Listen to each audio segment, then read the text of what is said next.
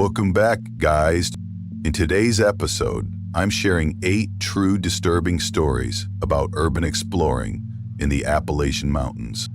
We've got people vanishing without a trace, leaving behind only dead phones and shattered mirrors.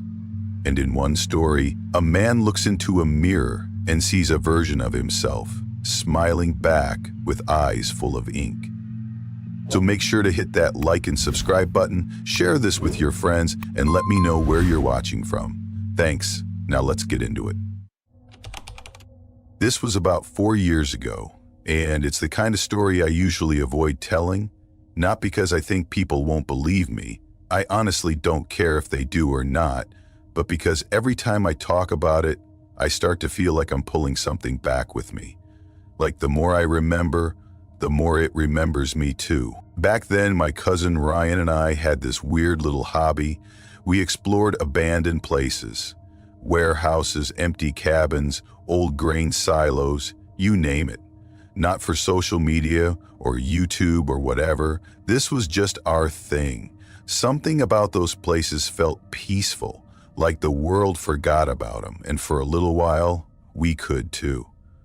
No noise, no people, just us and the quiet. Ryan had this old Jeep that could handle rough roads, and we used it like a ticket to nowhere. We'd just pick a direction, load up some flashlights, gloves, and sometimes bolt cutters if the place looked sealed up, and go. We treated it like urban archaeology, mostly harmless.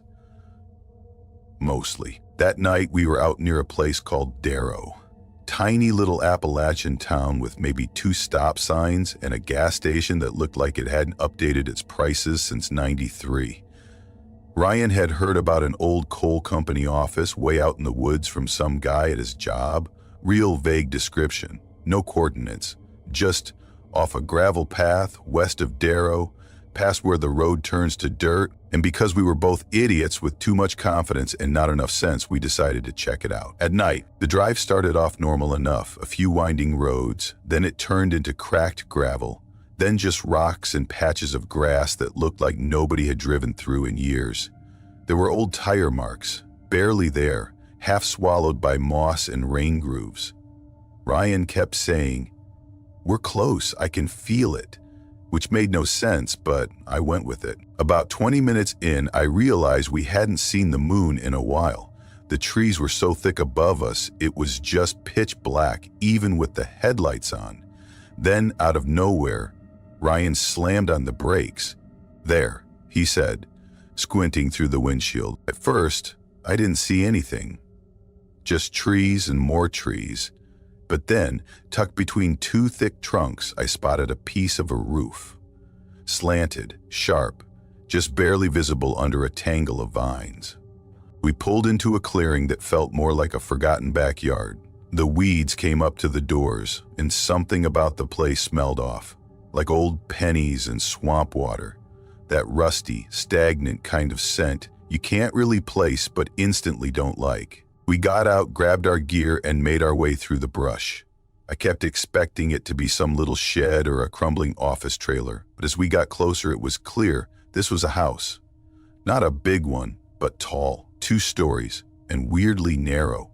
No paint, no porch, just splintered wood and window holes like black eye sockets. I said, "Who the hell builds a house all the way out here?" Ryan just shrugged and kept moving, like that wasn't the most obvious red flag we'd seen all night. The front steps were gone, just a mess of collapsed wood and vines. So we circled around to a door in the back. It was hanging off one hinge, groaning like it didn't want to be touched. We pushed it open. Inside it was silent, not the peaceful kind either. Just nothing. No creaking floors, no wind through the walls. Even our footsteps sounded muted. Our flashlights lit up a mess of broken cabinets, empty shelves, and a sink full of leaves like someone had scooped up a forest and dumped it in there. It was weird how untouched it all was. No beer bottles, no graffiti, no signs that anyone had been in here in decades. Except for this one wooden chair in the middle of the room, perfectly centered, upside down.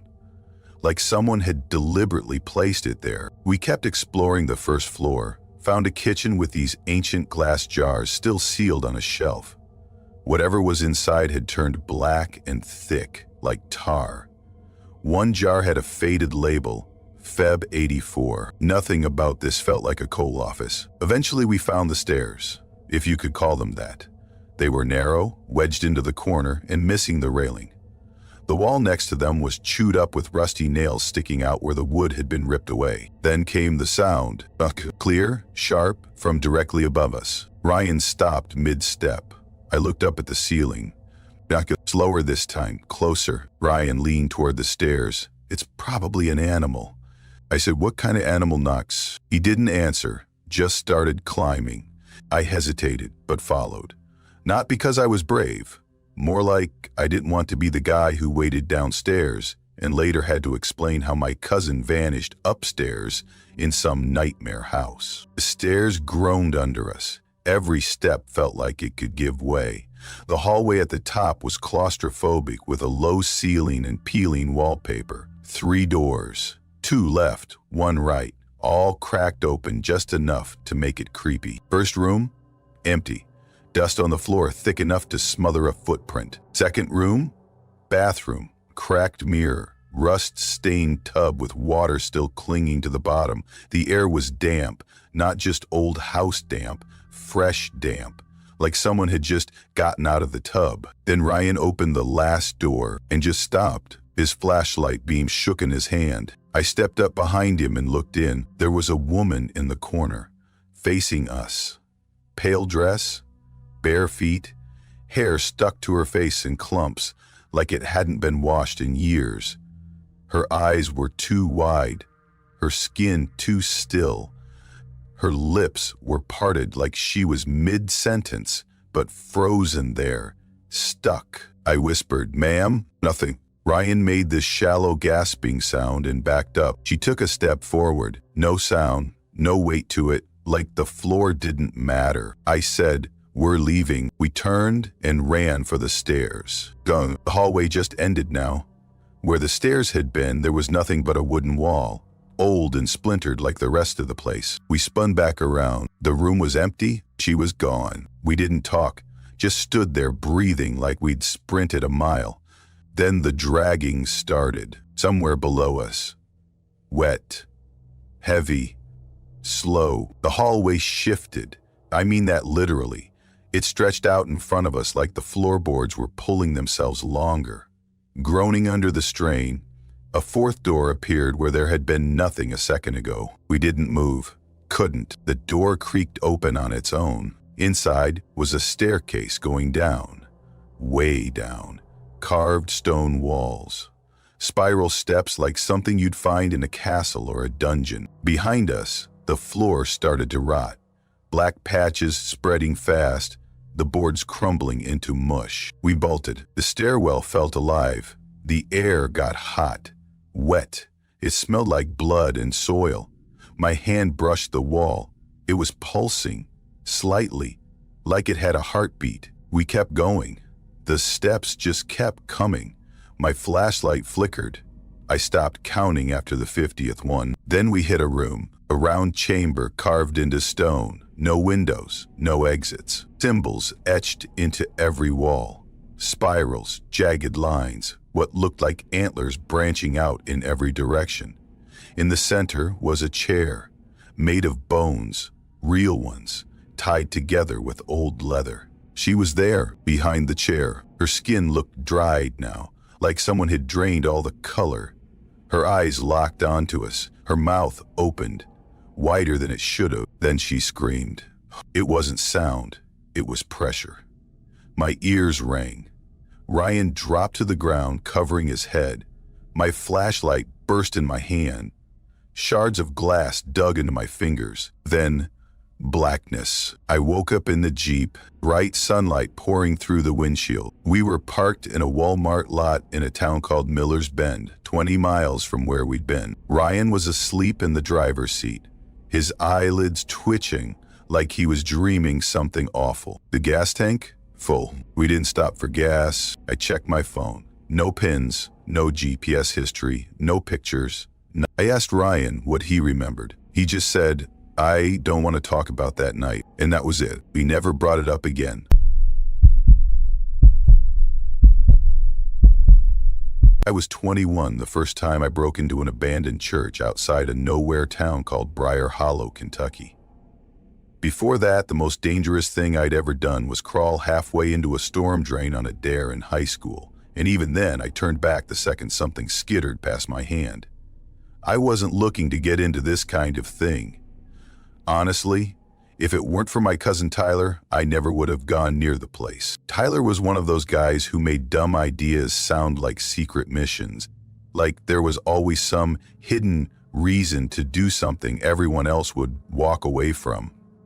After I dropped out of college that spring, burned out, broke, and too stubborn to go back home, he told me I could crash at his place for a while. No rules, no rent, just a bed and a door that locked. His house sat right at the edge of town, where the road gave up and the forest started creeping in.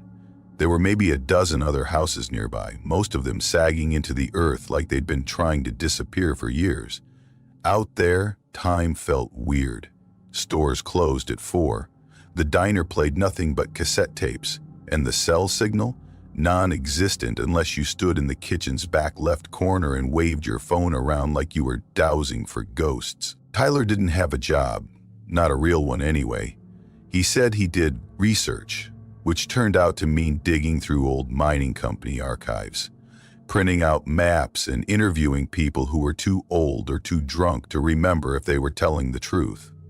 He kept all of it in this warped green notebook that looked like it had been soaked and dried a dozen times.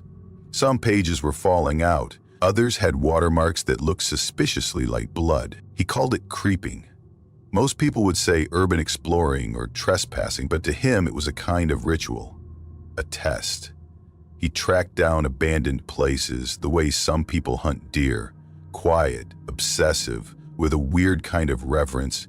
He had a system, notes in pencil, updates in red, circles in blue. Never told me what the colors meant. Never said why some places were marked with X's or why others were torn out completely.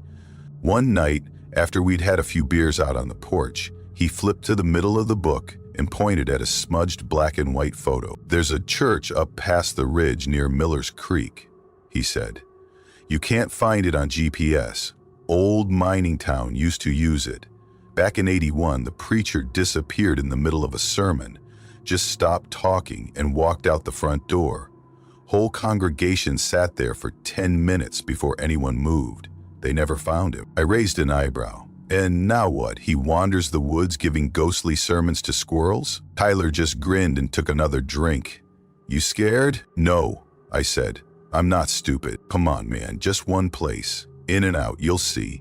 It's not about ghosts. It's about what people leave behind." I don't know why I agreed. Maybe I wanted to prove him wrong. Maybe I just wanted something to do that didn't involve lying in bed wondering what the hell I was doing with my life. The next evening, we loaded up his truck.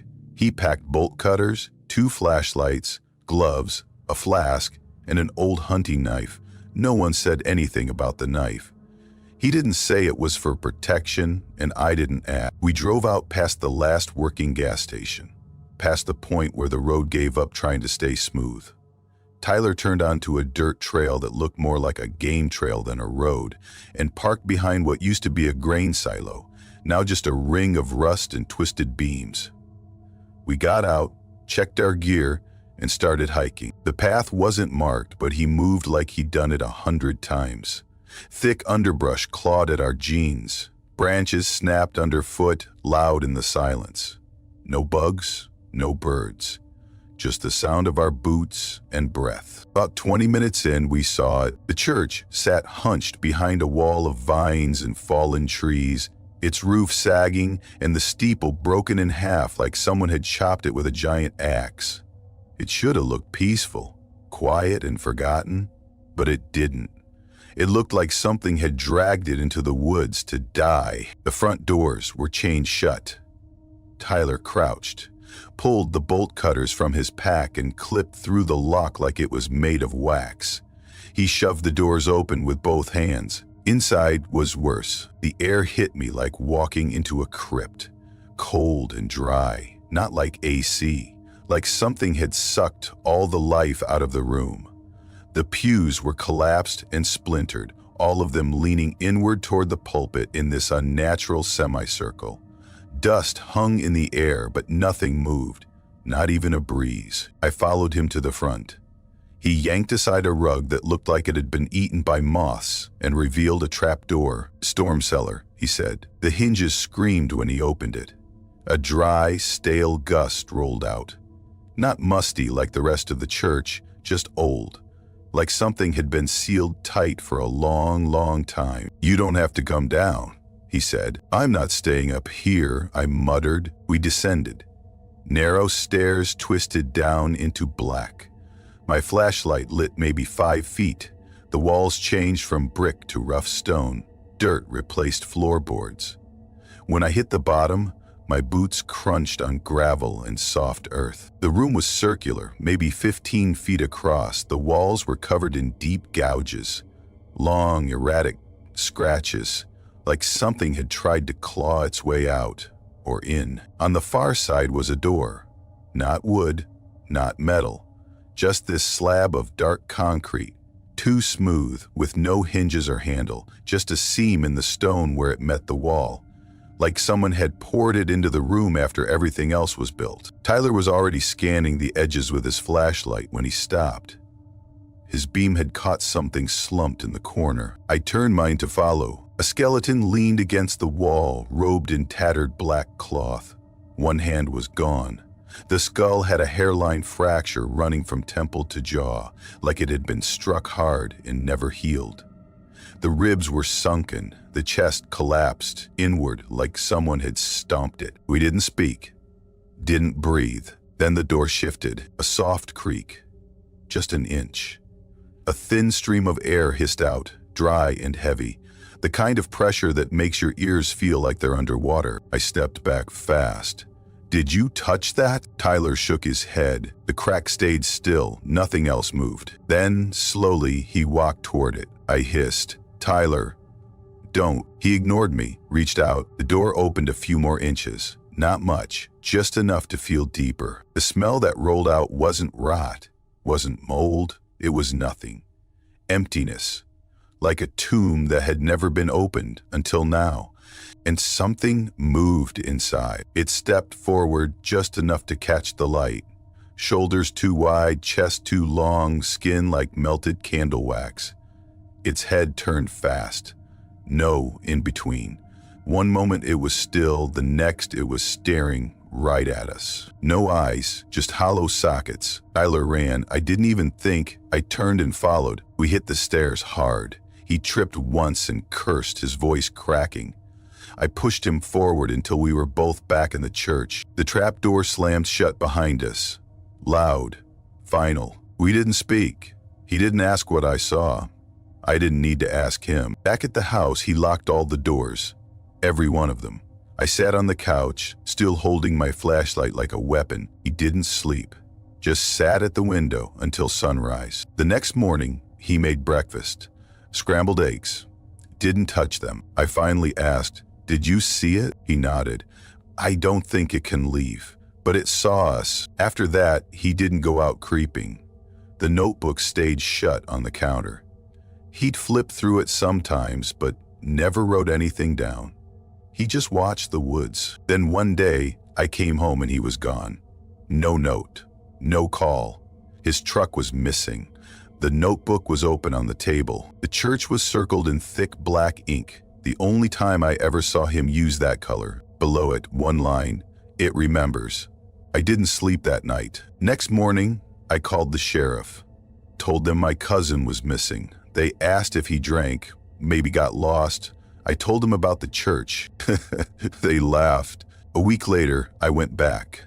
Alone, I brought a flashlight, a knife, and every ounce of courage I could fake. The church was still there, still chained, though the lock had been replaced. I brought my own bolt cutters. Inside looked the same dead air, same ruined pews, but the trap door, still there, still unlocked. I opened it. The stairs were shorter now. They led to a small square room. No circle, no scratches, no door, no skeleton, just dirt and silence. I didn't go down. I left the next morning.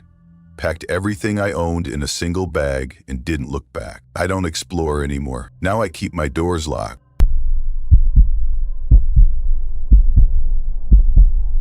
I'm Evan, and I was 32 the year I got way too into abandoned buildings. It didn't start that way. It was a side project, really, something to do on weekends.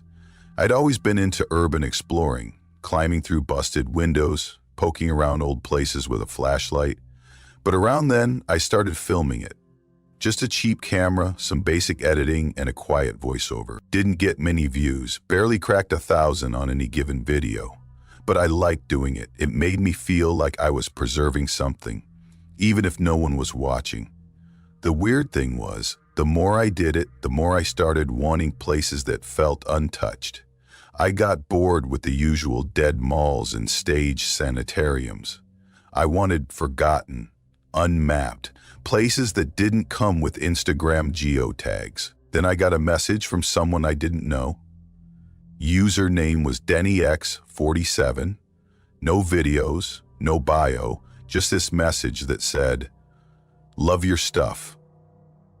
Got a place for you.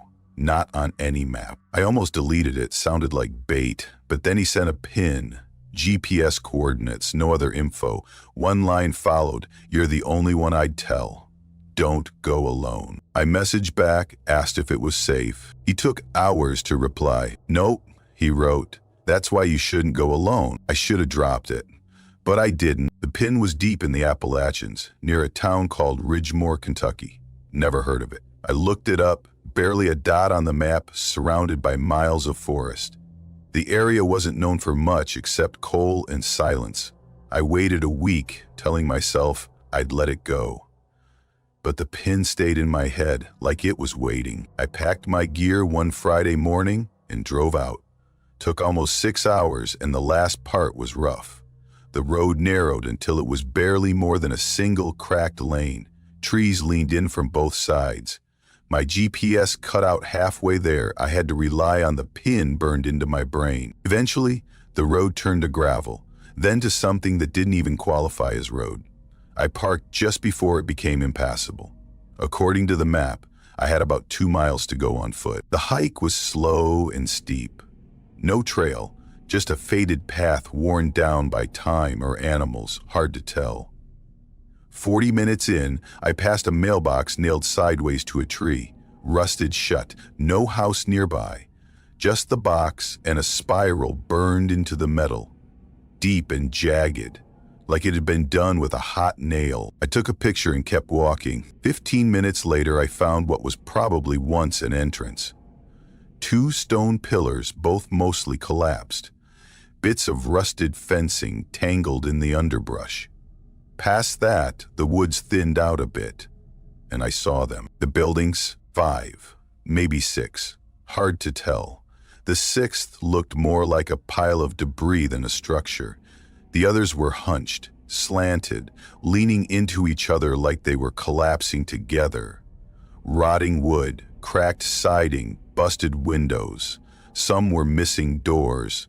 Others had boards nailed up like an afterthought. I started filming. I walked up to the first house on the left. No door, just a black rectangle opening into the dark. I stepped inside and immediately noticed the walls. They were covered in newspaper, all of them, floor to ceiling. Hundreds of pages overlapping like scales. Some were yellow and brittle. Others looked like they were just a few years old. All glued or taped in place, and a few had brown stains along the corners. The dates didn't match. There were headlines from 1943 beside movie listings from 2006. Obituaries next to car ads from the ADS. A few had been torn and reapplied upside down. It wasn't random. Someone had done it deliberately. The floor was sticky in places. I told myself it was sap. The air didn't smell like anything. No mildew, no rot, just blank. I moved through slowly, filming, quiet. When I got to the stairs, I stopped, heard something upstairs. One footstep, just one. I held still. Didn't breathe. Stared up into the shadows, waiting to hear more. Nothing came. No creaks, no shifting weight. just silence. After a full minute, I backed out of the house without looking back. The next house was a single room. Inside was a broken cot, a metal basin, and a spiral carved into the floorboards. It started shallow and got deeper toward the center, like someone had kept going long after it made sense. No tools in sight, no other markings. I filmed quickly and left. House 3 was worse. Spirals again, but this time drawn. Some in white chalk, others in something thick and dark. Not ink, not paint. The marks bled into the wood in places. They covered every wall. I turned off the camera. House 4 was bigger, more solid. The windows were boarded from the outside. Inside, the air had a faint metallic tang, like old pennies or a fresh cut. There was a staircase, but it didn't go up. It went down, the only basement I'd seen. I stood at the top for a long time. My flashlight showed just enough to reveal the steps were slick. At the bottom, something reflected the beam. I thought it might be a broken appliance or a mirror shard. I told myself it'd be a good shot, something cinematic. I hit record and took one step, then another. Halfway down, my foot slipped. I landed hard, slid the rest of the way. The camera flew from my hand and hit the dirt. My shoulder screamed, but I scrambled after it. That's when I saw the mirror, upright, center of the basement. Full-sized, round, with an ornate wooden frame. No dust, no cracks. Looked freshly cleaned. I aimed the camera at it and saw someone else in the reflection. Behind me, I turned fast. Nothing there. Turned back. He was still there, pale, shirtless, eyes stretched wide. Mouth slightly open like he'd just been caught mid-gasp. He didn't move. Didn't blink. His gaze wasn't on the mirror.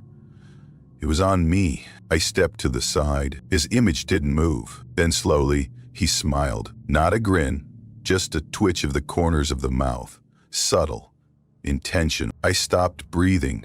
My hands trembled. My legs locked in place. He blinked once. I ran. I bolted up the stairs, tripping once, catching myself on the rail. My breath was ragged, throat dry.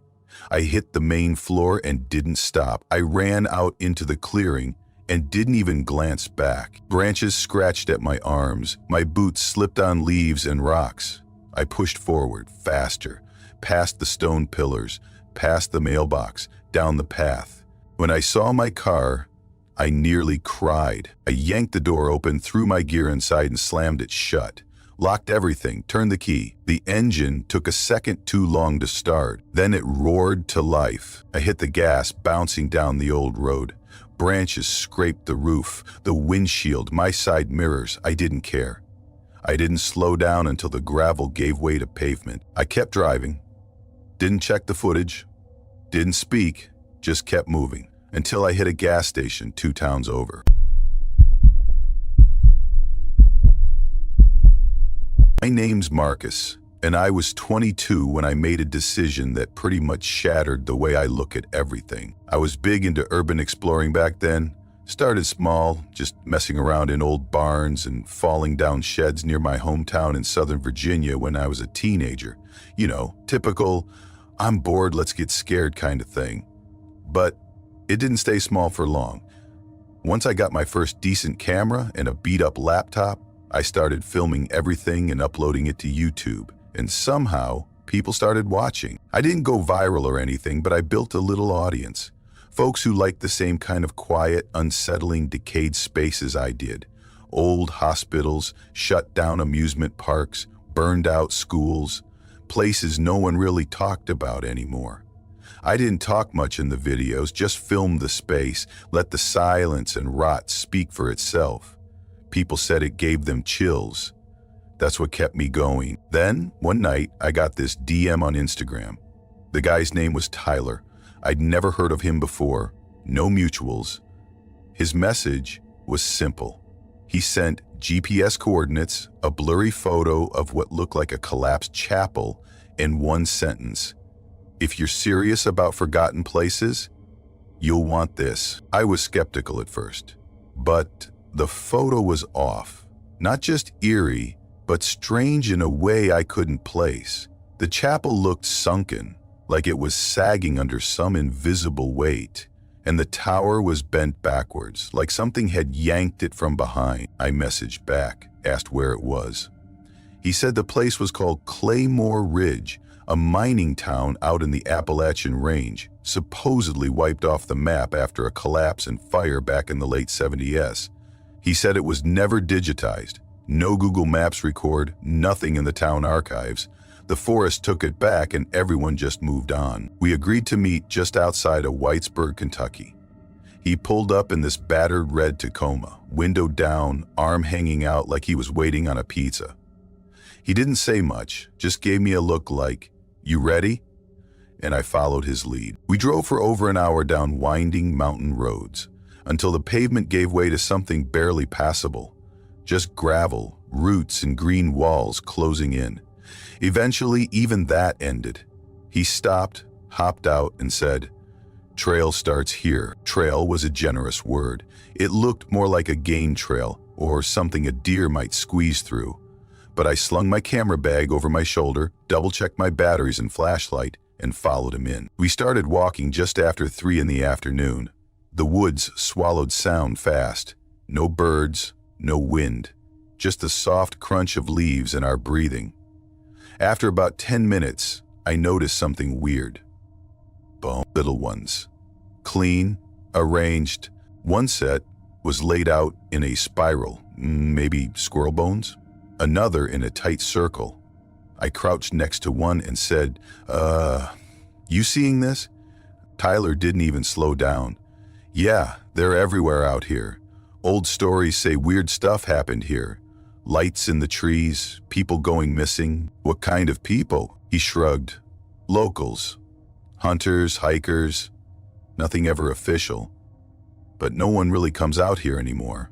Not for decades." We walked for over an hour, maybe 90 minutes. Then suddenly, the trees thinned, and it opened up. Claymore Ridge. It didn't look like a ghost town. It looked like something nature tried to erase and gave up halfway through. Maybe a dozen buildings if you counted the ones caved in under vines. There was a general store with its roof half missing, shelves still standing inside like they were waiting for customers. A few houses with porches warped and dipping like soft clay. And in the middle, the chapel. Even in the daylight, it looked wrong. The spire was bent way back, twisted. The doors were shut but didn't look locked, just sealed by time. We headed for the largest house first. I stepped onto the porch and it sagged under me. Inside it was dark, colder than it should have been, and smelled like mold mixed with something metallic. I don't know how to describe it, kind of like old coins in wet dirt. I moved slow, sweeping the flashlight, filming each room. My beam caught a crib in one corner, rusted metal bars. No mattress, just shredded fabric and wood underneath. In the next room there was a hallway that dipped at an angle that made no sense, like the whole house was slowly sinking. Then Tyler shouted. I raced upstairs thinking maybe he fell or found an animal, but he was standing completely still in a small bedroom. The walls were covered in handprints, oily, slick-looking handprints, child size. Some were smeared, others looked fresh. But they weren't random. They went up the wall in a perfect line, across the ceiling. No dust disturbed on the floor, no smudges on the window. You touch them? I asked. Tyler didn't look at me. He just whispered, "We shouldn't be here." Then he turned and walked out. I stayed just for a few more seconds, filmed it, got every angle, then followed him outside. The woods were silent now, like absolutely nothing moved. I scanned the buildings. One of them, a small shack 2 doors down, made a thudding noise. Not like footsteps, more like dragging. Then I saw a light in the chapel, flickering, orange, firelight, but no smoke, no smell. The windows glowed like the place was alive inside. I raised my camera and zoomed in. There were figures sitting in the pews, 6 or 7, maybe more, still, hunched over like they'd been sitting for too long. Their clothes looked handmade, almost like burlap sacks, and one of them moved, twitched its head sideways like it was stiff, like its neck had rusted in place. We ran, didn't speak, just bolted. As we hit the lot, my bag caught on a piece of jagged metal near the general store. Ripped open. My camera flew out, bounced on the dirt. I went to grab it, but Tyler was already shouting, "Forget it, go." I shoved it back in, half-zipped, and ran. We didn't stop until the trees swallowed the town again. Tyler turned to me, breathing hard, face pale. "That wasn't abandoned," he said. "That was something else." I told him I needed to go back, that the footage mattered. He looked at me like I was asking to get buried out there. "I'm not sticking around," he said. "You do what you want. I'm done." And then he vanished into the woods. I stood there, not sure if I was brave or just stupid, then turned back. The town was darker now. The chapel wasn't lit anymore. Everything looked like it had sagged even lower in the short time I'd been gone. I walked carefully, found the camera near where I'd dropped it. The lens had a hairline crack. I turned to leave. Then the chapel door opened. Something came out. It was tall, too tall, and thin in a way that didn't look natural. Its arms moved like they weren't connected to anything, like they were strung up and tugged from behind. Its face? No, not a face. Just skin, smooth and stretched tight over bone, with nothing where eyes or a mouth should be. I didn't wait. I bolted. I ran into the woods, but the trail was gone. Not just overgrown, gone. No boot prints, no broken twigs, just trees. I picked a direction and kept moving, fast. Every few minutes I heard something behind me, branches breaking, breathing that didn't line up with mine. Hours passed, or maybe it was minutes. I don't know. Then I saw light. I thought it was the road, but it wasn't. There were lanterns, 8 of them, hanging from poles in a circle. In the center was a hole, not dug, just exposed, like the ground opened on its own. Figures moved around it, hooded, robed, their clothes dragged in the dirt. No words, just humming, deep and low, like it was coming from the ground itself. I dropped flat behind a tree, tried not to breathe. One of them reached into the pit and pulled something out. It was alive, sort of. Pinkish, raw-looking skin. Arms but no legs. A head way too big for its body. It twitched like it had never used its muscles before. Someone cradled it like it was precious. They rocked it gently. I turned away and crawled. Didn't look again. I moved until I couldn't hear them anymore. Then I ran. Eventually I hit pavement, just collapsed on the side of a highway. A trucker found me sometime around 3 in the morning. Said I looked like someone had dragged me through the woods. I couldn't say a word that made sense. He drove me to a gas station. I called a friend to pick me up. Tyler never posted anything, never replied to a single message. When I searched for him, nothing. No socials, no profile. It's like he was never real. Only one video survived from my camera. It's shaky footage of the chapel. You can see them, those figures in the pews. Then it cuts to black. Just before it ends, literally the last second, you see me in the frame, looking into the lens, and behind me, there's something, long arms, no face, and eyes where the ribs should be. I haven't gone exploring since.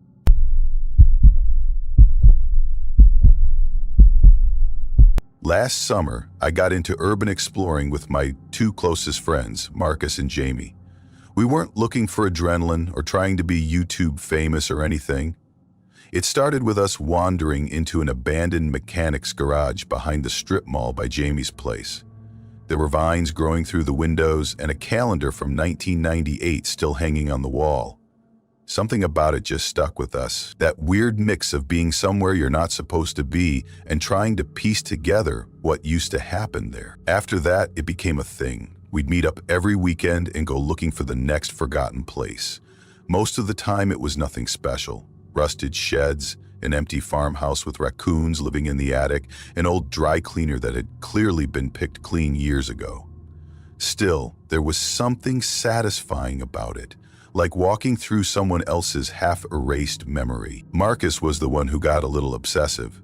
He started digging into old message boards, urban explorer forums, pages that hadn't been updated in a decade. He'd stay up late clicking through archived links and broken image files like he was solving a mystery. One night, around midnight, he sent us this blurry screenshot from a dead forum thread. The post was dated 2013. No user attached, no working photo, just a caption that read, "Partial hospital ruins in the Ridgeway Gap, left side collapsed.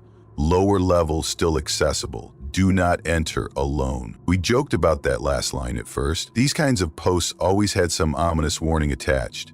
Don't go in without salt. Bring a mirror. Never stay past dark. It all felt like someone role-playing a horror movie script. We didn't take it seriously. We headed out on a Saturday morning. Ridgeway Gap was way out in the mountains. 3.5 hours of winding roads and bad radio. The deeper we got, the more time seemed to fold in on itself. Towns turned into little pockets of buildings that hadn't been painted since Reagan was in office. Gas stations had analog pumps and off-brand candy I'd never heard of. One guy at a station stared at us the whole time we were filling up, didn't even blink. Eventually, GPS gave up. Marcus pulled out this folded paper map he'd printed from some mining survey. He traced the route with his finger and pointed to a road that didn't technically exist anymore. Said it used to be an old service trail. We parked the car when the road became more trees than gravel. The forest had swallowed it whole. From there, we had to hike the last half mile. It wasn't easy. Roots everywhere, low branches and slippery rock. I nearly twisted my ankle twice. The air smelled thick, earthy. But then it shifted, turned sour, almost chemical.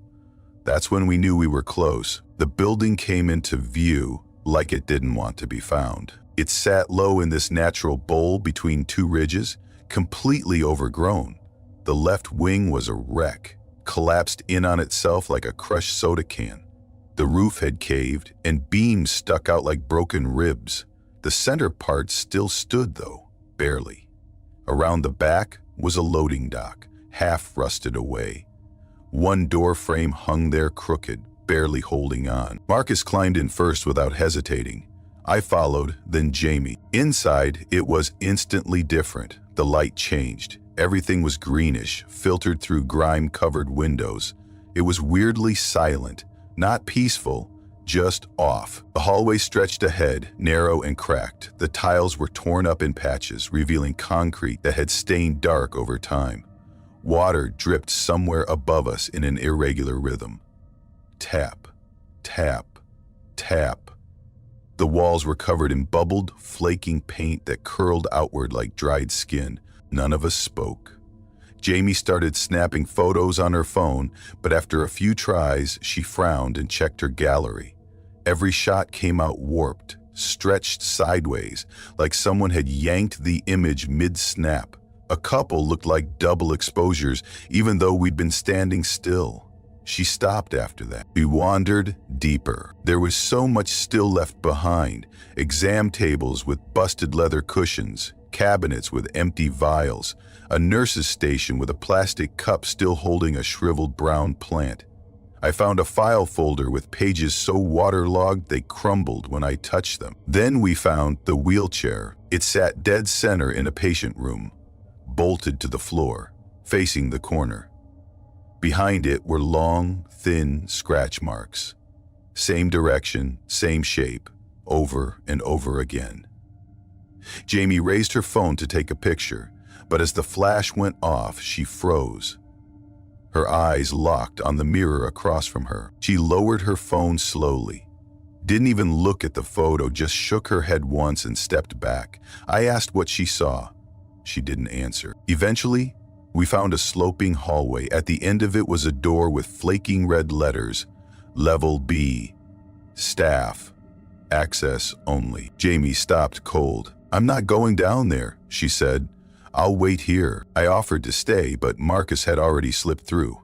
That was him, always first in, always last out. We stood in silence. Jamie paced, checking her phone over and over. It kept restarting on its own. My signal had vanished completely. 15 minutes passed. Nothing. Then 20. I shouted Marcus's name. No answer. Jamie looked at me. Not scared exactly, just certain. Something's wrong.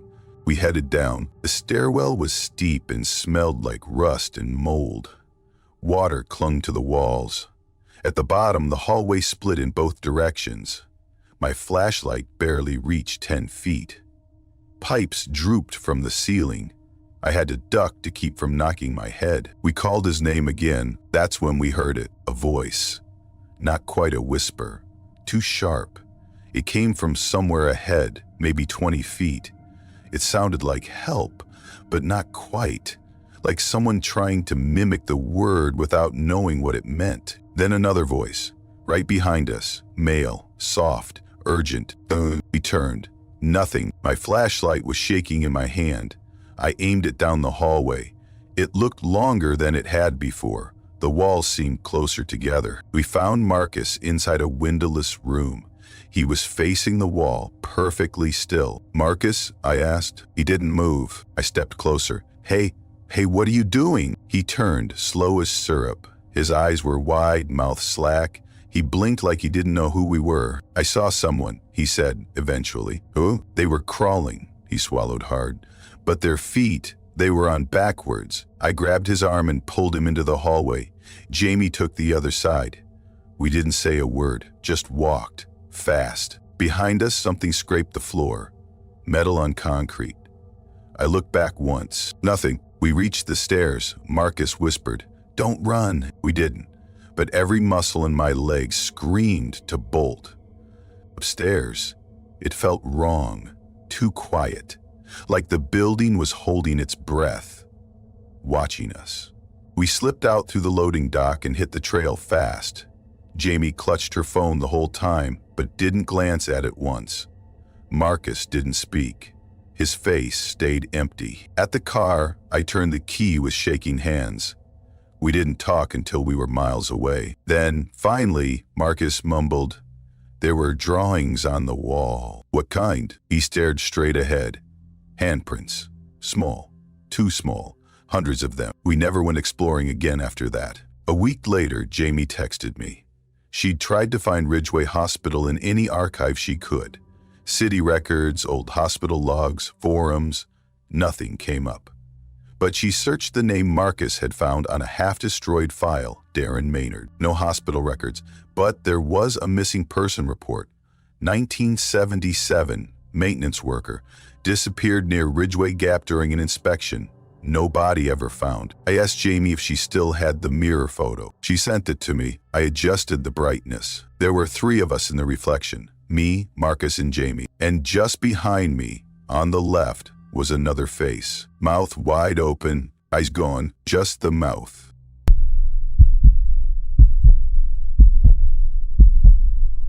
I was 24 when I started getting serious about urban exploring.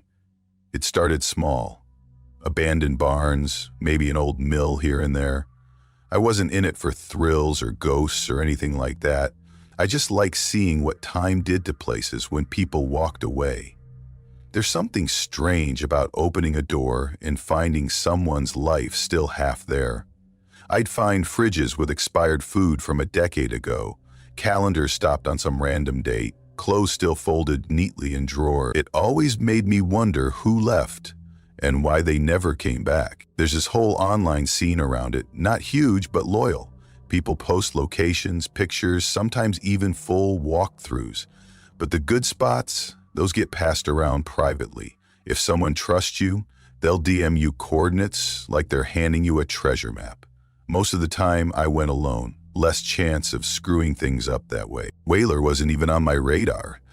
I was in southern West Virginia for a freelance photo job that ended up falling through. Right after I arrived, client ghosted me.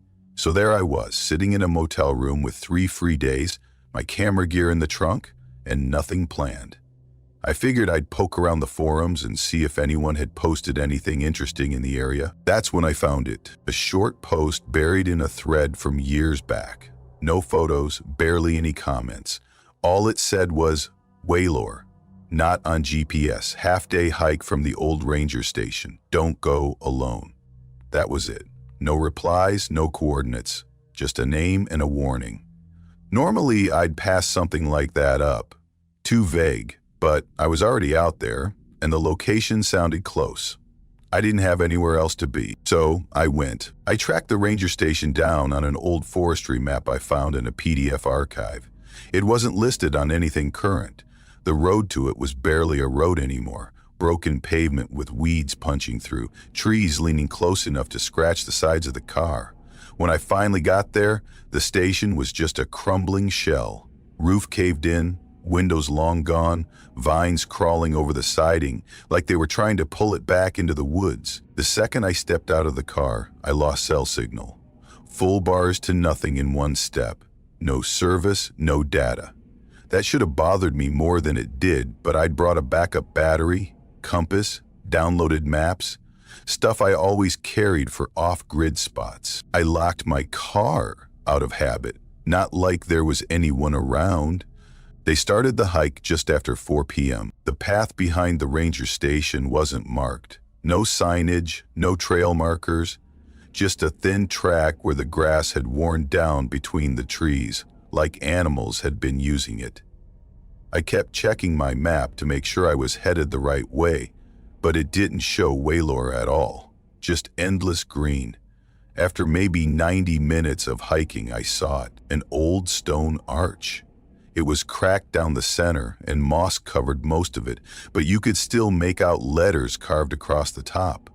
Waylor, except someone had scratched through half the word. Deep gouges, angry and deliberate, looked like they'd been made with something sharp and heavy. I stepped through. The town was smaller than I expected. Like really small. Maybe 10 buildings total. All low to the ground, all wood. The roof sagged under thick mats of moss. No broken glass, no boards kicked in, no spray paint or junk or beer cans, the usual signs of people coming through. That was the first thing that struck me. It wasn't just abandoned, it was untouched. I pulled out my camera and started filming. The first house I tried had 2 rooms, both doors bolted from the inside. I thought maybe it was just some old storm precaution, keep the doors from flying open, but the bolts didn't match the rest of the house. The metal was aged, yeah, but the dust around them was clean. Someone had touched them. The next house was worse. Every wall inside was carved with symbols, dozens of them. Not writing, just weird shapes. Circles with vertical lines through them, triangles with eyes. Some of them were almost cartoonish. Faces with mouths scratched into wide O's and X's over the eyes. Every line was deep, not scribbled, cut. I was filming it all, and then I turned and froze. There was a mattress now propped against the far wall. It hadn't been there when I walked in. I hadn't looked away for more than a few seconds. I was standing in the doorway the entire time, and yet there it was. Old, stained, slumped, like it had been tossed there. I didn't hear it fall. Didn't hear anything. I backed out of the house without finishing the sweep. At the center of town was a well. Bigger than normal, the stones around it were smoother than they should have been, like they'd been handled often. No rope, no bucket, just a wide open mouth. What really hit me was how every single building, every single one, was turned away from it. Not a single door or window faced the well. It was like the whole town had been built to ignore it. I walked to the edge and dropped a small rock. Counted the seconds. No sound, just silence. I zoomed my camera in and tried to focus on the bottom. Something moved. I couldn't tell what. It was dark, but not static. Might have been water, or something sitting in it. I left it alone and headed for the church. The front doors were wrapped in a thick chain. I walked around the back and found a tall, narrow window with a crack wide enough to slip through. I pulled myself up and slid inside. It was preserved. That's the only word I can use. The pews were in neat rows. Candles lined the altar, half melted but still upright. The air smelled dry. But there was no cross. Instead, hanging where the crucifix should have been was this wooden statue, about 6 feet tall, rough-hewn, no face, just a blank head, arms hanging down, chest slashed over and over like someone had tried to gut it. It didn't look religious.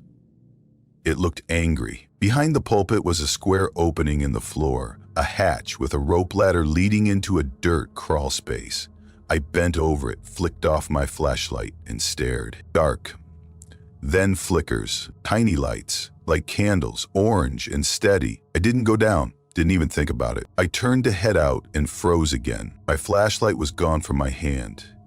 And there it was, tucked neatly into the statue's hands, cradled like an offering. I don't remember putting it there. I didn't. I checked my pack. My spare light? Gone. My backup phone? Gone.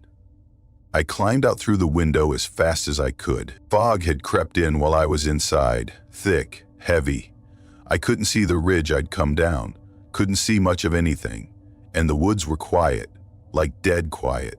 No wind, no insects, no birds. I picked the direction I thought was right and walked. Past the well again. Now it had a cover, a big metal one, rusted over, sealed with a heavy lock. A lock that hadn't been there before.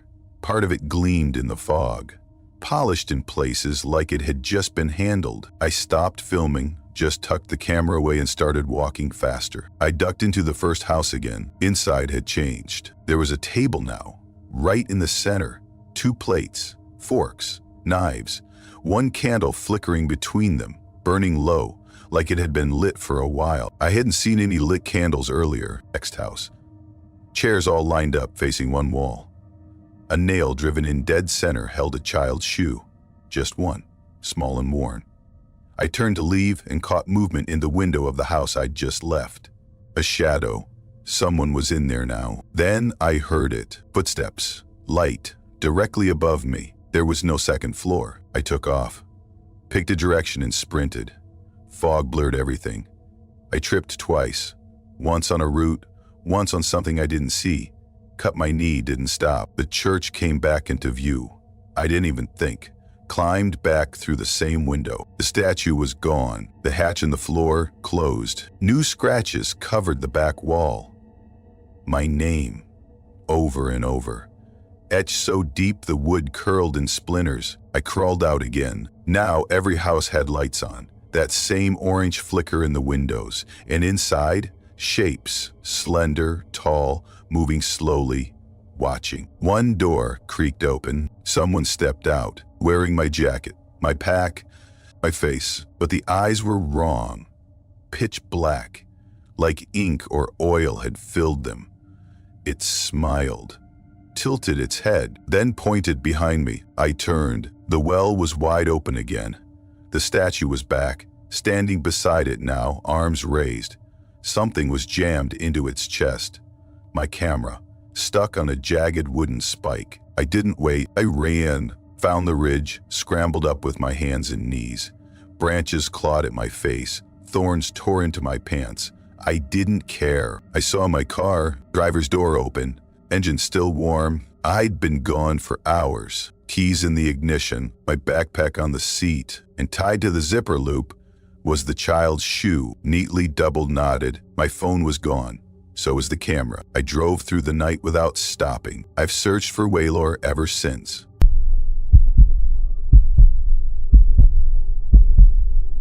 I was 26 when I found that place. I'd have been into urban exploration for a while, around 3 years by then. It started as a weekend thing. Old buildings, shut down factories, derelict hospitals, places people forgot or avoided. I wasn't doing it for likes or subscribers, even though I did have a small YouTube channel. The videos barely got views, but that was fine. I didn't care about the numbers. I just liked the feeling of stepping into a space that hadn't been touched in decades. There was something weirdly peaceful about it. That fall, I planned this long solo run through eastern Kentucky. The plan was to explore a stretch of old coal country. People talked about forgotten mining towns, old company camps buried under vines and moss. A lot of them weren't on maps anymore. You'd only hear about them through random posts, blurry screenshots, or some guy on a forum from 2009 saying, "I swear it's real." I had a list of spots to check out. Some I could find coordinates for, some I just had vague directions to. But there was one name I came across that didn't match anything. And I only heard it because I stopped at this tiny gas station outside a town called Eltridge. The guy behind the counter looked like he'd been sitting there since the 70s. Wiry hair, sunken eyes, had that coal-black grime under his fingernails that doesn't wash out. I was buying jerky and gas station coffee when he noticed the camera rig in my back seat. He squinted at me like he was trying to figure out what I was doing. "You one of them YouTube fellas?" he asked. "Always digging around in dead places?" I laughed and said, "Pretty much, yeah." He just nodded, slow and deliberate, like that explained everything. Then, as I was grabbing my change, he said, "If you're taking 805 up the ridge, don't stop at Gentry Hollow. That place is waiting to be buried." I asked him what that was. He didn't answer right away, just stared at the counter, like he was deciding whether to keep talking. Then he said, "Don't go near the house with the green porch." That was it. No explanation, no warning beyond that, just those words. Later that night, I tried looking it up. Nothing. No Gentry Hollow on Google Maps, no local legends or ghost stories, not even an urban exploration pin drop, which was rare. I did dig up one old forum thread where a user mentioned a lost mining spot up near Pine Ridge where time stops moving. But there were no pictures, no directions. It read like the start of a campfire story that just made me want to find it more. 3 days later, I was on a narrow dirt road north of a place called Crestwood. It was barely a road, looked like it hadn't been used in years. I passed a rusted-out gate and a no trespassing sign so worn it looked like it might flake into dust. My car could only go so far before the branches got too low and the rocks too sharp. I parked in a clearing and grabbed my gear: camera, flashlight, headlamp, pocket knife, a small pack of water and snacks. The hike took me nearly an hour. The path wasn't really a path, more like a suggestion. Thick brush, twisted roots, everything damp. At one point, I walked past an old rusted tricycle lying sideways in a ditch. No idea how it got out there. Then the trees started thinning, the ground sloped downward, and I saw the remains of buildings through the brush. That had to be Gentry Hollow. There were 7 structures, maybe 8 if you counted the ones that had completely caved in. 4 were basically piles of wood. 1 looked like it had burned, but 3 were still intact. The one in the middle sagged hard to one side, ivy wrapped around the chimney like it was choking it. The one at the far end had a porch painted green, barely. Most of the paint had bubbled and peeled away, but you could still tell what color it used to be. I walked up the steps. The wood groaned, but didn't break. I knocked out of habit, even though I was pretty sure nobody had lived there in 50 years. No answer. I turned on my headlamp and pushed the door open. The air inside was thick and smelled like dust, mold, and something else. Kind of metallic, like rusted nails soaked in water. The place was silent. No wind, no animal sounds. Furniture still sat where it belonged, like someone left in a hurry and never came back. A rocking chair by the window, a sewing machine in the corner, wallpaper hanging in long curls like dried skin. On the fireplace mantel was a row of framed photographs, old, tin-backed, faded from time. I leaned in. Every single face was scratched out, not blurred or faded, scratched, deep cuts through the paper. You could see where the blade slipped a few times. To the right was a hallway, narrow with stairs leading up. There was a child's shoe lying in the middle of the floor, turned on its side like someone stepped out of it mid-run. I stood there for a minute thinking, okay, maybe this is where I stop. But I didn't. I kept moving into the kitchen. Most of the cabinets were falling apart. Plates shattered in the sink, utensils rusted solid. But there were 2 sealed jars on a shelf. Cloudy glass. One looked like it held pickled fingers. Small, maybe animal, maybe not.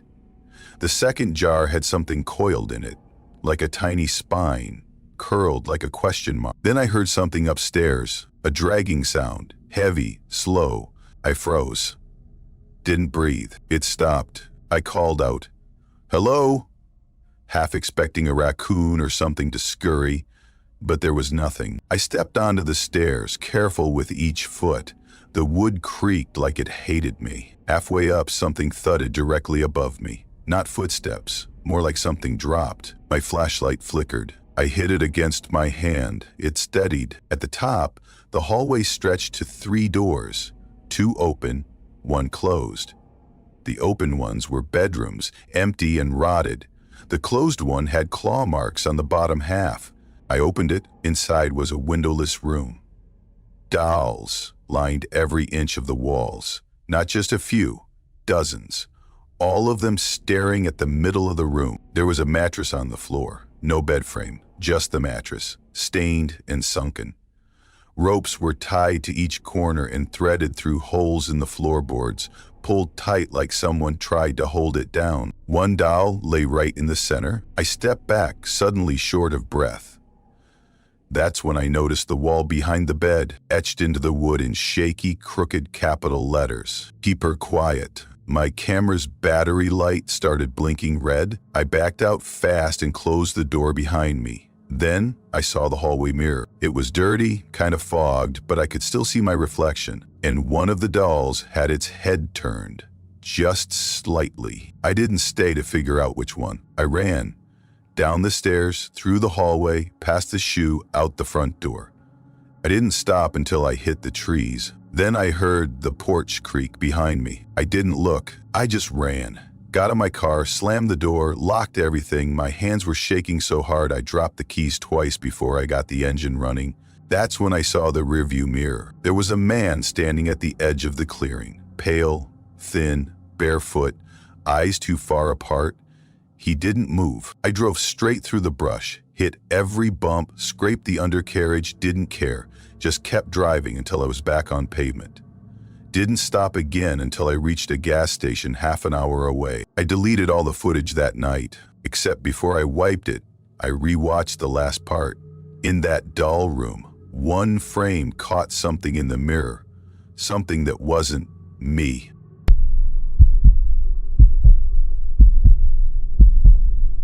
My name's Tyler. I was 23 the first time I went deep into the Appalachians with my cousin Drew to check out this place called Hollow Creek, supposedly an abandoned mining town. Drew had found a mention of it buried in some old forum for amateur ghost hunters, one of those janky threads with pixelated banners and used names like Shadow Walker 1982. No coordinates, no pictures, just Calhoun County, West Virginia. And this eerie little line, 6 houses, 1 church, dead since '73. We'd explored plenty before. Old barns, crumbling motels. That time we found a half-collapsed asylum outside Huntington. But this was different. Hollow Creek wasn't just off the beaten path, it was barely on a path at all. 10 miles from any paved road. No one had been out there in decades, from what we could tell.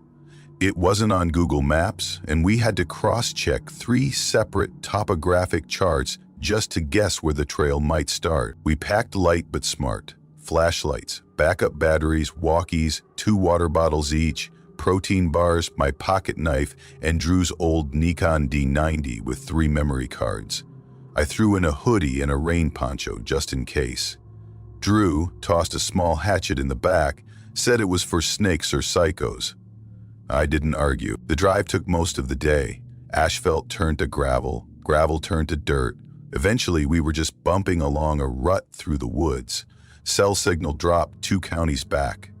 When the road finally disappeared into weeds and brush, we left the Jeep behind and continued on foot. The last mile was all uphill. Not steep, but steady enough that you started to feel it. No markers, no signs, just woods. Then, houses, like they'd been dropped there. 6 of them in a neat row like identical teeth in a crooked jaw. White paint faded to gray, porches sagging, windows gaping or shattered, roofs caved in at the edges. Trees had grown up right next to the foundations. vines crawling over siding like the whole place was sinking back into the mountain. We started with the house on the far left. Door was barely hanging on. The floor groaned under our weight. Inside it smelled like mildew and dust with just the faintest trace of something sweet, like rotting fruit. The wallpaper had peeled down in strips like someone had been shredding it in boredom. A crusty floral couch sat under a broken window, mold climbing up the legs. There was a coat hook by the door, and on it, still hanging, was this tiny blue jacket. Little kid size, patches sewn into the elbows, cartoon bears, and a faded rocket ship. That stopped me. I don't know why. Something about how recent it looked. Not clean, but not rotted either, like whoever owned it hadn't been gone that long. Drew was already snapping photos. He crouched down suddenly and motioned me over. There were footprints in the dust, bare, small. They led from the kitchen, across the creaky linoleum, to the pantry door. Nothing coming back. Raccoon? I said, not even really believing it. Drew shook his head. Too clean. No claws. These are human. Small feet. Look, straight edges. I didn't argue. We didn't open the pantry. We just backed out the way we came in. The next house had water damage in every corner. Ceiling beams exposed, wallpaper bubbling. In what was once the dining room, a Bible sat open on the table. Pages warped together from humidity, stuck like old glue. Drew tried turning a few, but they tore easily. I walked through what was left of the living room and spotted 3 clocks, one on the wall, one on a mantel, and one on a nightstand in a side bedroom. All of them said 4:17. That's got to be on purpose, Drew said. No way 3 wind-up clocks stop at the same time. The third house was totally empty. Not even a curtain rod left. Floor swept clean, which was weird. The fourth house had a crib tipped on its side in what must have been a nursery. One of the rails was snapped. I saw old scuff marks on the wood floor, like something had scraped or been dragged. The fifth house was worse. Sink full of bugs. Dead ones, hundreds of them, all crammed together like they'd been funneled into the drain and left to rot. It smelled like old leaves and decay. We didn't stay long in that one. The sixth house was locked, padlock on the door, chain through the handles. I pulled just to test it. Didn't budge. No broken windows either. We moved on. The church sat back behind the row of houses, tucked in like an afterthought. One room, narrow, 10 pews total. Simple cross nailed above the pulpit. Light came through broken stained glass, throwing soft shapes on the dusty floorboards. The air was cooler inside and quieter somehow.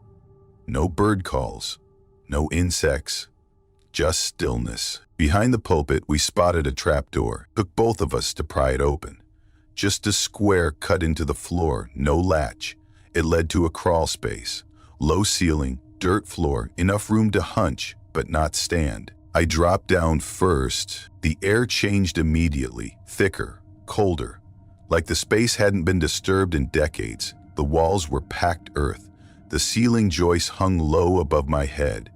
Drew followed behind. At the far end were shelves, rough planks nailed into beams, covered in jars, dozens of them, all glass, all dusty, all filled with what looked like plain dirt. But each one had a name scratched into the glass. Hand-carved, sloppy and uneven. I started reading them out loud before I even thought about it. Elias Cobb, Martha Ellen, Isaac Boone. Drew was taking pictures. He picked up one of the jars, brushed the dust off with his sleeve. Then we heard footsteps above us, heavy, slow, one step at a time, across the floorboards, from left to right. Then silence. We turned off our lights, just crouched there, listening. 1 minute passed, then 2. No sound. We climbed out fast. Nothing had changed in the church. Doors still shut.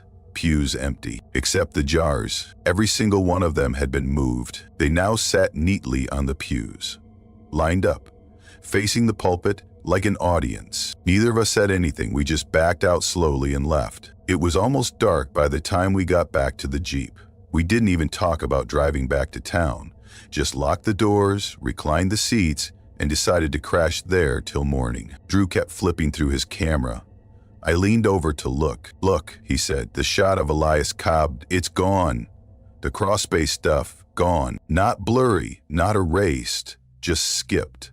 As if the camera had never taken them." At around 3 o'clock IE, Drew shook me awake. "Dude, seriously, look at this." Out in front of the Jeep, someone had made a rock circle. Big, 8 feet wide, perfectly round. In the middle was a rabbit, dead, stretched out like a starfish, its legs broken and spread wide. No blood, no bite marks, just snapped and positioned. We didn't speak, just grabbed our stuff and peeled out. We didn't stop until we hit a gas station back in Bellevue, 2 counties over. We stood there for a while, under the fluorescent lights, drinking bad coffee and trying to act normal. Later that night, back at my place, Drew texted me, "Look at this." It was a black and white photo, grainy, looked like it came from a library archive. A group of kids standing outside that same church, barefoot, wearing simple clothes. Their faces had been scratched out with something sharp.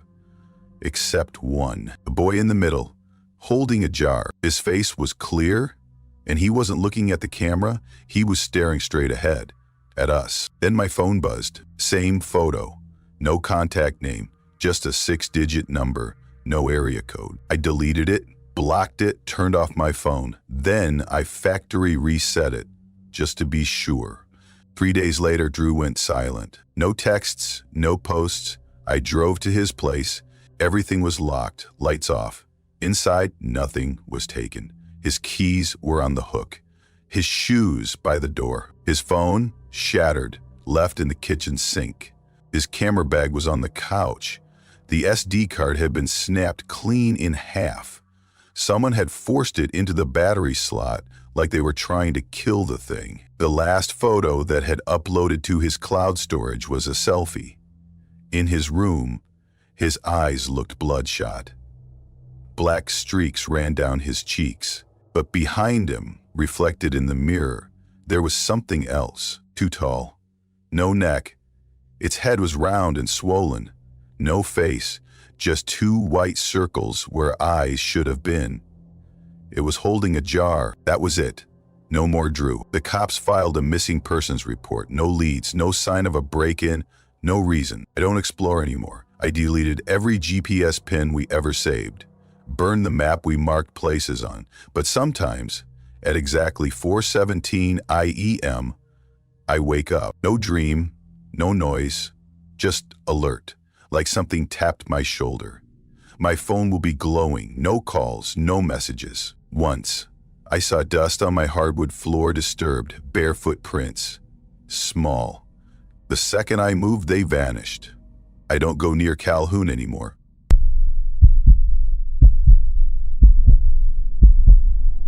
I picked up urban exploring the way most of us end up in dumb ideas, with too much free time and way too many videos on YouTube.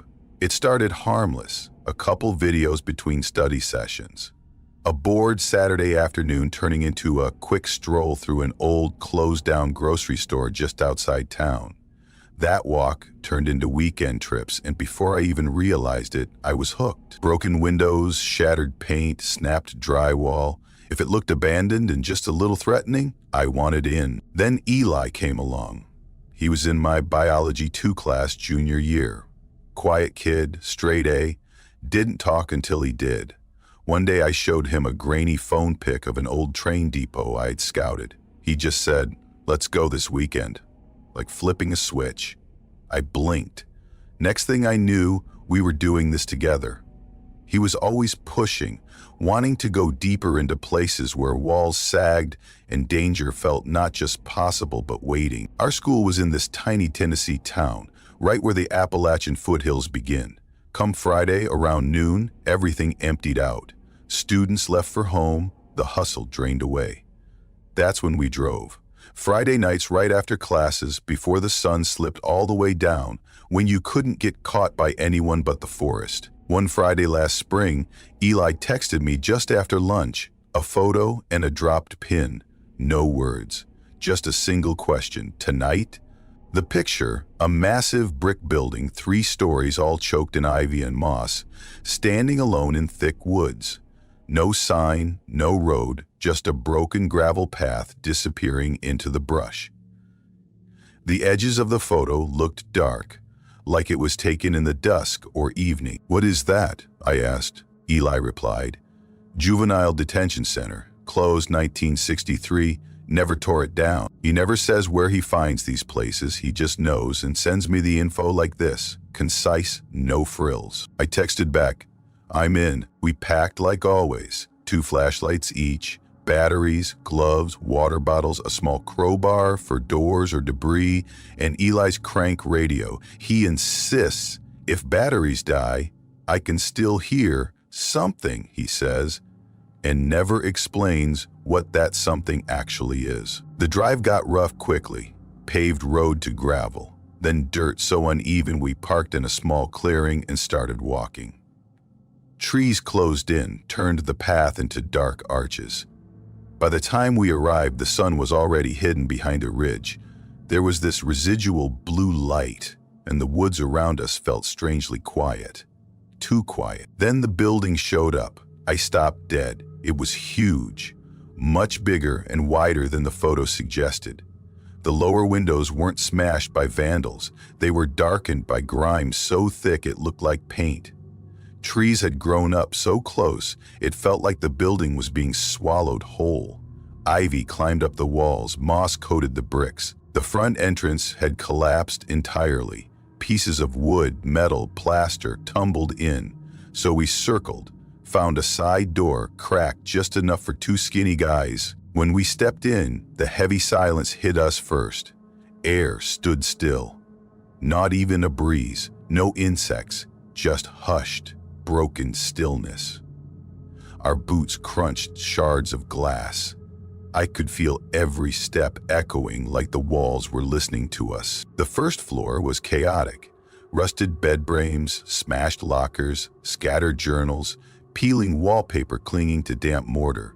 Graffiti tags sprawled on every surface in rainbow colors. We moved slowly. Eli filmed with his stabilizer rig. I snapped photos. Long, careful stops to get detail. We stuck together. After my flashlight died in some rundown mill last year, we both agreed, no more solo trips. At the foot of a metal staircase, I paused. It creaked underfoot, but held. We climbed. Up on the 2nd floor, things shifted. The atmosphere, the way the air felt, a smell snuck into my nose. Metallic, acid-tinged, like someone left batteries in a fire. It clung.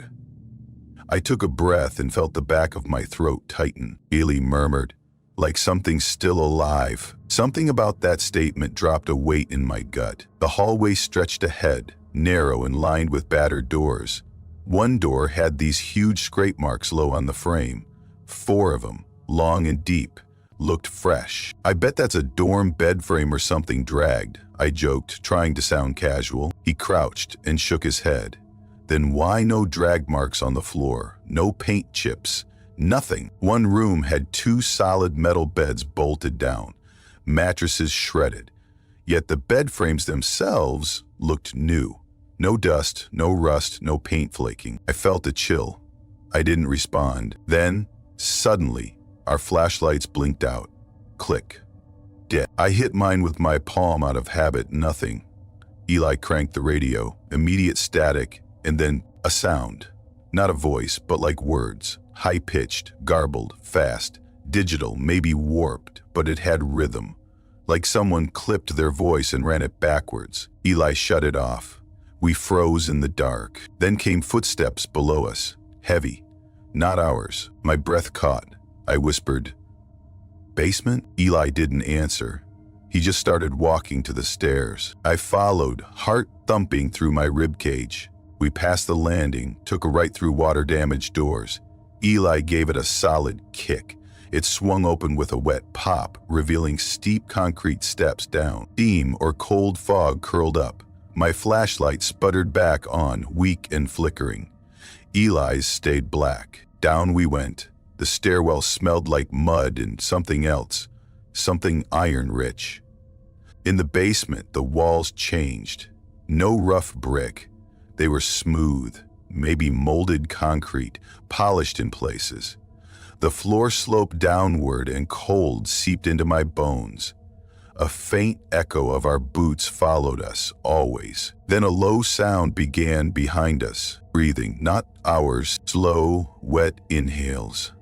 Dry exhale, like lungs failing but fighting to pull air. We rounded a corner. A hallway stretched ahead. Doors on either side, each had a narrow slot, like holding pens. Solitary cells, maybe. Eli peeked into the first cell, empty. Second, same. Third, a stained mattress lay on the floor, bulky and sullen. The center, dark, almost pulsing, like something breathing beneath it. "Something's under there," Eli whispered. My grip on his sleeve tightened. "Now, let's go." We turned to escape. The mattress slid, not up, not tipped, just slid. Like weight shifted under it. Then movement, limbs. 5 or 6, I think. Bending wrong. Joints popped in multiple directions. The skin looked melted, a pale sheen draping the form. And it didn't rush or crawl. It slithered, pressing itself upright against walls, inching forward. I couldn't scream, my voice snagged. We ran. Down the corridor, up the stairs. I don't remember details, just the sound of it scraping, coming closer. At the stair landing, Eli's foot slipped. Instinctively, I yanked on his backpack strap. We staggered, but kept moving. The hallway twisted. It lengthened unnaturally. I felt my steps falter but pushed through. Then came that voice again. Low, slow, just one word, wait. We both ignored it. We burst through the side doorway, tumbled into dirt, and sprinted toward the road. My lungs burned, my legs ached. I glanced back once, a tall shadow in darkness, still moving toward the building.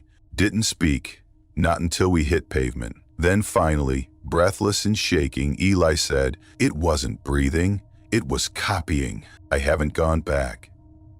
Few nights later, I tried to find the place again. Zoomed to that pin he sent, or tried to anyway. All I see now is dense forest, no roads, no paths.